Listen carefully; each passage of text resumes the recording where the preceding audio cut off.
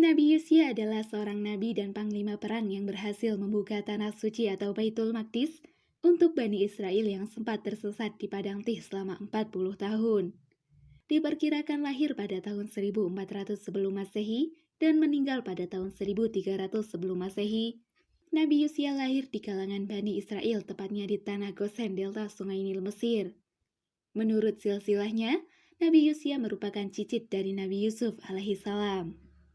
Nabi Musa mengangkatnya sebagai penerusnya di Bani Israel, dan Allah memberinya wahyu setelah Nabi Musa wafat. Nama Yusya sendiri tidak disebutkan secara eksplisit di dalam Al-Quran, tetapi para ahli tafsir meyakini Yusya adalah seseorang yang disebut sebagai pembantu atau asisten yang mendampingi Nabi Musa ketika mencari Nabi Khidir, sebagaimana yang disebutkan dalam surah Al-Kahfi ayat 60, 62, dan 63. Selain itu, para ahli tafsir juga mengidentifikasi Yusya sebagai salah satu dari 2 orang laki-laki bertakwa yang bersemangat berjihad memasuki tanah suci ketika Bani Israel membangkang, sebagaimana disebutkan dalam surah Al-Maidah ayat 23. Dalam proses perebutan kembali tanah suci Palestina ini, terjadi peristiwa besar di mana Nabi Yusya menahan matahari agar tidak tenggelam. Sebagaimana diceritakan dalam sebuah hadis dari Abu Hurairah, dari Rasulullah Shallallahu Alaihi Wasallam bersabda, berikut kisahnya. Sebelum menaklukkan kota yang dituju, Nabi Yusya berusaha menyiapkan pasukannya agar menjadi pasukan yang kuat dan tangguh. Oleh karena itu, ia kemudian menyortir prajuritnya menjadi beberapa kelompok. Setelahnya Nabi Yusya mengeluarkan larangan bagi 3 kelompok untuk ikut dalam peperangan. Kelompok pertama adalah lelaki yang telah menikah namun belum sempat menyentuh istrinya. Kelompok kedua adalah orang yang sedang sibuk membangun rumah dan belum sempat menyelesaikan pembangunannya. Dan kelompok ketiga adalah orang yang sedang menanti kelahiran dari hewan-hewan ternaknya. Prinsip yang dibekang oleh Nabi Yusya ini mirip dengan yang dilakukan Talut ketika melarang pasukannya untuk minum air sungai, kecuali orang yang menciduk air dengan tangannya. Di mana dalam kisah ini Talut membersihkan pasukannya dari unsur-unsur pelemah yang menjadi titik kekalahan. Prajurit tidak menang dengan kualitas, namun dengan kuantitas. Oleh karenanya, Yusya mengeluarkan orang-orang yang sibuk dengan perkara dunia dari pasukannya, yaitu orang-orang yang badannya di medan perang, tetapi pikirannya bersama istri yang belum disentuhnya, atau rumah yang belum diselesaikannya, atau ternak yang ditunggu kelahirannya.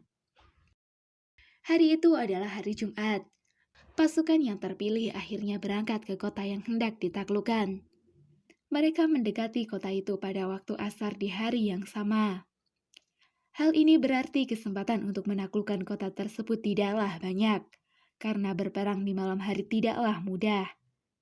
Jika matahari terbenam, maka perang akan dihentikan, dan Nabi Yusya beserta pasukannya harus mundur sebelum merebut kota.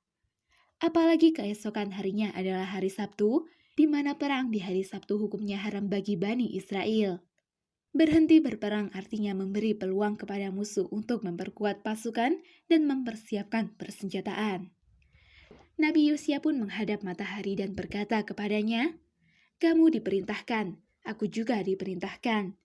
Kemudian Nabi Yusya berdoa kepada Allah, "Ya Allah, tahanlah ia untuk kami."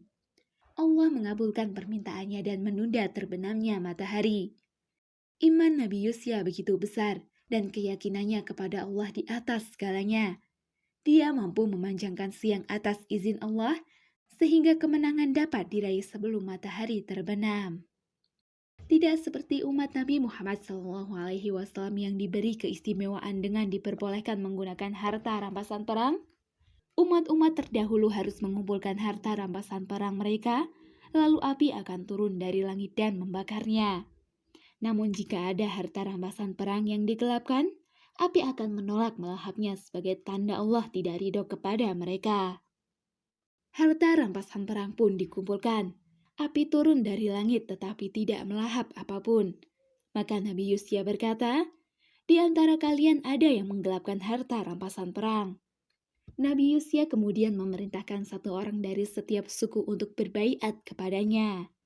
Jika ada dari tangan mereka yang menempel padanya, berarti penggelap harta berasal dari suku tersebut.